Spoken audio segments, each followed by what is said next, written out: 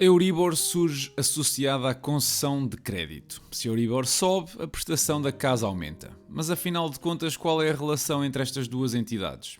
O que é Euribor e por que é tão importante na vida financeira de tantas pessoas? Pois é, se tens menos de 30 anos, provavelmente não te lembras da época da grande crise financeira de 2008 e do valor da Euribor nessa altura. A Euribor a 12 meses estava em máximos de 5,48%, a 6 meses estava nos 5,4% e a 3 meses nos 5,38%. Escusado será dizer que o pessoal na altura andava bem preocupado com os créditos à habitação. Desde essa altura, a Euribor não parou de descer e nos últimos anos chegou mesmo a ser negativa. O problema é que de um momento para o outro voltámos a assistir a uma escalada nas percentagens e o fantasma dessa altura voltou para assombrar os mais incautos. Assim que a ideia neste episódio é perceber o que é a Euribor, como é que é calculada, a situação atual da mesma e o impacto quer no crédito à habitação, quer nos produtos financeiros que saem beneficiados. Comecemos pela definição. Euribor é uma forma abreviada de European Interbank Offered Rate e é um conjunto de taxas de referência que resultam da média das taxas de juro dos empréstimos entre os bancos da zona euro. Sim, porque os bancos da União Europeia emprestam dinheiro uns aos outros, dando assim maior liquidez ao sistema. Este é um conceito que já tem barbas, afinal de contas, nasceu em 1999, no mesmo momento em que nasceu o euro. E se na altura foram criadas 15 taxas de referência, hoje em dia a Euribor tem apenas 5. A uma semana, um mês, 3 meses, 6 meses e 12 meses. Assim que os bancos podem financiar-se entre si e usam estas taxas como referência, dependendo da duração do empréstimo. Depois, usam a mesma taxa para, por exemplo, te emprestar dinheiro e aplicam uma margem, ou se quiseres chamar spread, por cima.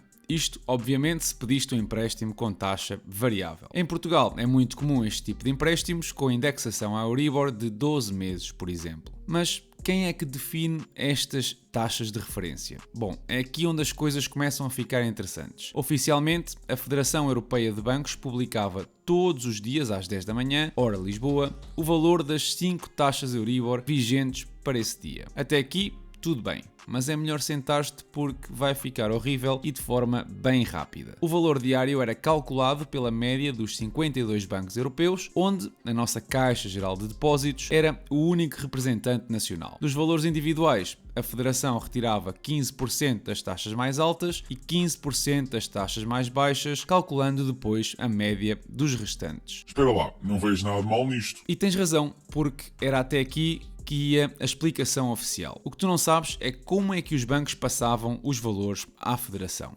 Achavas que era um sistema central que calculava esses valores com base nas taxas ou transações dos dias anteriores ou algo parecido? Enganas-te. Isto era uma espécie de sondagem que era feita todos os dias aos bancos e eles decidiam quanto é que estavam dispostos a pedir para emprestar dinheiro. Entendeste? Era um valor completamente arbitrário que cada banco decidia e enviava para a FEB. Se, sem qualquer fundamento, 45% dos bancos integrantes decidissem pedir 6%, a Euribor mudava para 6%. Já sei o que estás a pensar. Isto é um cenário extremo e estou a ser sensacionalista. Afinal de contas, é impossível os bancos começarem a conspirar para manterem a Euribor em valores altos. Eles são lá capazes de tal coisa. A União Europeia prepara-se para acusar vários bancos de se terem unido para manipular a taxa interbancária europeia, segundo o Wall Street Journal. O Barclays já reconheceu os factos, mas na mira de Bruxelas estão uma dúzia de bancos, incluindo os franceses Crédit Agricole e Société Générale, o britânico HSBC, o alemão Deutsche Bank. A investigação foi iniciada em outubro de 2011 na sequência do escândalo Libor. Bruxelas tenta apurar se houve fraude ou violação das leis da concorrência. Pois, mas foram. O Banco Central Europeu deu aquilo que podemos considerar como uma palmadinha na mão dos bancos que ganharam balúrdios de dinheiro entre 2005 e 2008 e começou a preparar uma nova metodologia. A implementação dessa metodologia ficou e ainda está a cargo do Instituto Europeu de Mercados Monetários, ou EMI, que é atualmente a entidade responsável por publicar diariamente os valores. E agora, finalmente, são definidos pelas transações executadas nos dias anteriores, e não só pelo capricho dos participantes. O número de participantes também se reduziu, sendo agora apenas 18 bancos os únicos que participam na definição. E se te estás a perguntar porque é que eu menciono isto agora, se o escândalo da manipulação teve lugar há mais de 14 anos, quando é que achas que esta nova metodologia foi posta em prática?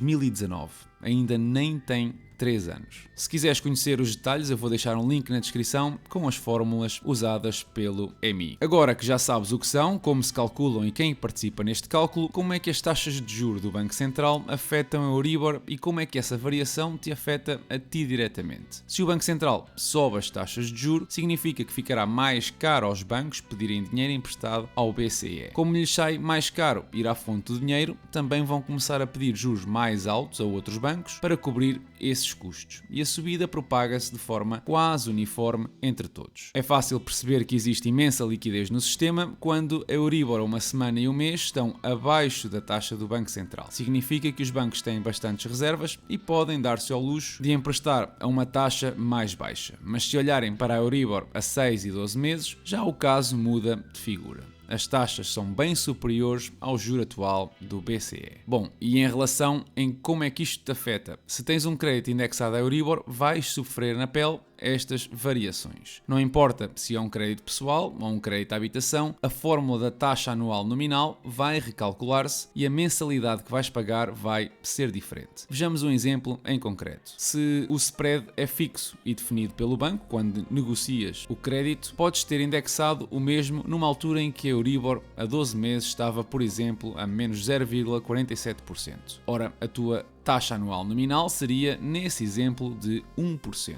Ao passarem os 12 meses, o indexante do teu crédito é recalculado e agora está nos 2,5%. Como é tido em conta a média dos últimos 30 dias, digamos que o novo valor de Euribor vai passar a ser 2%. Então, a tua taxa anual nominal passa para os 3,5%. Num crédito de 150 mil euros a 30 anos, estamos a falar de uma diferença de quase 200 euros por mês. Se a Euribor atingir os 3% em outubro do próximo ano, estaríamos a falar de um salto para os 760 euros por mês, o que é mais do que 150% do que pagavas no ano passado. Não é uma situação fácil, mas nem tudo associado a Euribor é mau. O investimento em certificados de aforro, por exemplo, sai beneficiado precisamente nestes momentos. Indexados a Euribor de 3 meses, os certificados de aforro pagam no máximo 3,5% mais um prémio de permanência que pode ser de 1% do 6º ao 10º ano ou de apenas 0,5% nos primeiros 6 anos. Como a taxa base está majorada a 3,5%, não importa muito se a Euribor a 3 meses supera os 2,5%, já que é o máximo que pode contribuir para a tua rentabilidade. E hoje em dia, este é precisamente o produto financeiro de capital garantido mais atrativo. Se queres conhecer as características deste produto, podes ver o episódio 21, onde eu explico ao detalhe como funciona. Antes de passar à segunda parte do episódio, vou partilhar aqui a minha opinião, ou se quiserem, visão do que vai acontecer no próximo ano. Já sabem que o Banco Central Europeu está a subir as taxas de juros para forçar uma redução no consumo, e a ideia é que ao reduzir o consumo, a procura por bens diminui e acalma a inflação.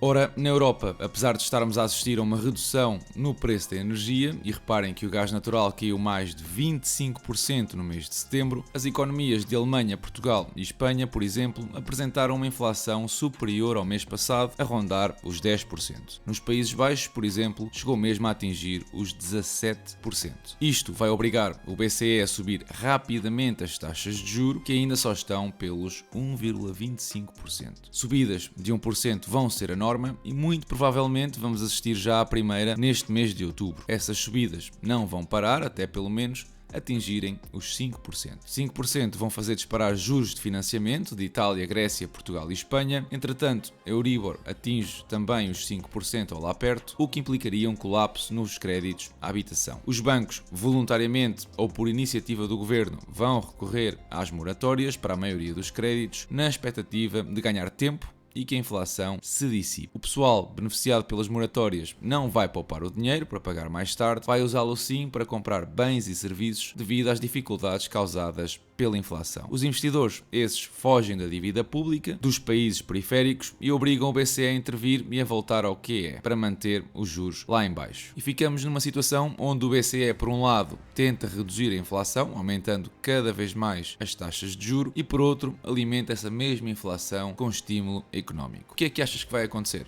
Deixa-me saber a tua opinião na caixa de comentários. Nesta semana aconteceram um par de coisas que à primeira vista parecem pouco graves, mas que vão impactar e de que maneira o nosso futuro. A primeira foi o incidente com os gasodutos do Nord Stream. Se por um lado eu já há muito tempo que tinha alertado dos interesses geopolíticos no episódio 65, por outro confirmou-se que o mais recente incidente foi deliberado. Alguém decidiu danificar propositadamente o gasoduto, impedindo assim o fornecimento de gás à Alemanha e consequente distribuição pelos restantes países europeus. Ainda não se sabe quem foi o responsável e provavelmente não se saberá, mas já sabemos qual vai ser o desfecho. Preços elevados de energia durante todo o inverno na zona euro, o que não vai ajudar muito a baixar a inflação. O que eu costumo dizer nestes casos é: sigam o dinheiro. Quem é o maior beneficiado desta situação? Os Estados Unidos, que vêm assim aumentar a receita com a venda de gás liquefeito para a Europa? Ou a Rússia, que assim coloca ainda mais tensão nas alianças europeias? Sigam o dinheiro. Quem também seguiu o dinheiro foi o Banco de Inglaterra, depois de ser anunciada uma política de cortes de impostos e medidas de apoio à população por parte do governo, o que representaria